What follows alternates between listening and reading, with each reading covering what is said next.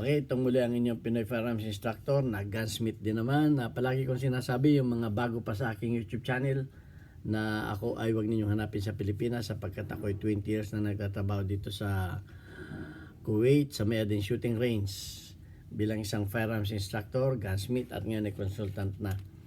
Ayan, at bago ako bumati at magpasalamat sa inyong lahat ay gusto ko lang munang basahin ang katanungan ni user. Ang sabi niya ay, Sir, pwede ba gawa ka ng video yung 45 unang putok okay naman, pag ikalawa hindi na makuha sa magazine ang bala, kailangan mo pa kasahin bago makuha sa magazine para mag-load sa chamber. Thanks sir, abangan ko yan. O, ibig niya sabihin, pagputok, nag-eject, pero pagbalik ng slide, walang bala, empty ang chamber. Okay, yon ang ating bibigyan ng linaw ngayon. Yung isa kong video naman ay kinuha yung bala pero nakabatangal. Okay, so marami talagang problema ng mga pistol na kung hindi ninyo nakatune up ang inyong mga pistol ay ganyan ang mangyayari. So bago yan ay gusto ko lamang pasalamatan ng ating 35,904 na mga subscriber. At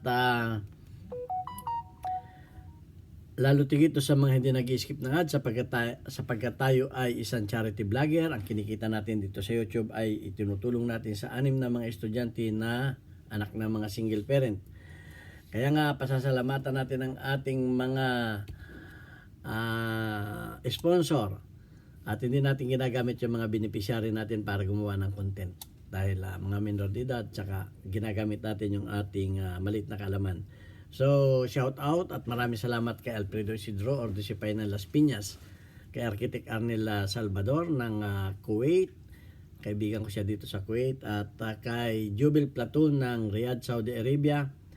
Maraming salamat sa iyo, at sa kaibigan ko si Umbet ng Kia Motors, at shout out sa iyo mga tropa, si Yasin, si Apollo, si Amabre, Ana May, si Mary Grace at si Rodora. Okay, at doon sa bago nating sponsor, kay Anthony Evangelista ng Pasay, thank you very much. At meron tayong isang sponsor na ayaw magpakilala, tawagin na lang natin siya sa pangalang Adrian. Okay, ayan, at bibigyan natin ng linaw yung katanungan ni user. Okay, so isa-simulate natin yan. Ito ay walang bala.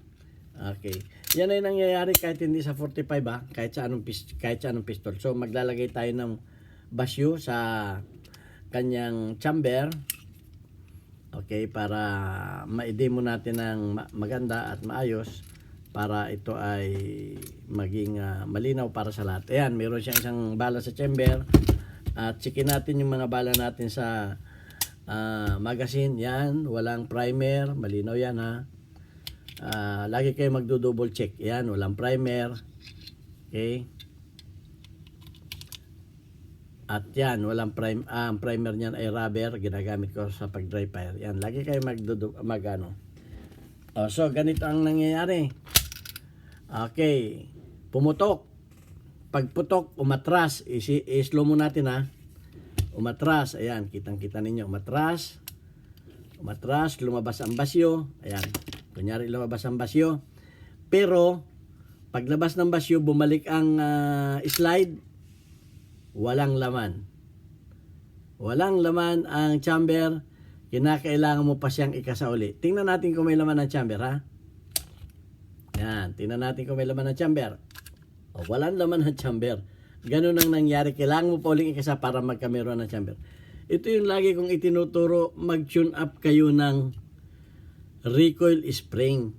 Dahil nga, ang inyong recoil spring ay hindi naka-tune up sa inyong mga bala.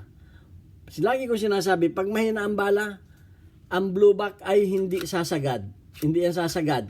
So, anong mangyayari? Aabot lang yan, tatalsik lang yung basyo niyan, pero babalik yan, hindi nakuha yung bala. Kasi nga, ay hindi sumagad. Hindi sumagad. Kumbaga, andito lang siya, oh. Andito lang siya, oh. Ayan, oh. Ayan, andyan lang siya. Ay pag yan ay bumalik, hindi makukuha yung bala. So empty, kinakailangan mo pang isagad ng slide na ganun. So yun lagi ang tinuturo ko pero parang hindi ninyo naunawaan. Kailangan naka-tune up ang inyong, kaya nga tinuruan ko na kayo kung kayo magpapalit ng recoil spring, susukatin ninyo yung, tinuruan ko kayo kung paano sukatin yung recoil spring. So, pag kayo nagpalit ng recoil spring, kinakailangan yung mababa ng kaunti. Halimbawa, let's say na 14 pounds. So, maglalagay kayo ng 12 pounds para medyo bumaba ng kaunti para maka-atras ng sagad. Paano ninyo malalaman pati na hindi maka-atras ng sagad? Magbala kayo ng isa. Pag kayo nagbala ng isa, mali lang kung sira ang inyong slide stop ha, at hindi sira ang inyong slide stop, at hindi nag-open chamber, alam na. Hindi nag-open chamber, ibig sabihin hindi sumagad yung slide. Hindi kinaya ng blowback. Dahil nga matigas yung inyong recoil spring, hindi nakamatch sa inyong bala. So palagi kong sinasabi, i-match ninyo ang inyong mga bala sa inyong recoil spring. Kaya nga lagi may problema niya ni 45, 1911 dahil ang 1911 napaka, pag bumili kayo ng kit ng recoil spring niyan, pag bumili kayo, laging tatlo yan.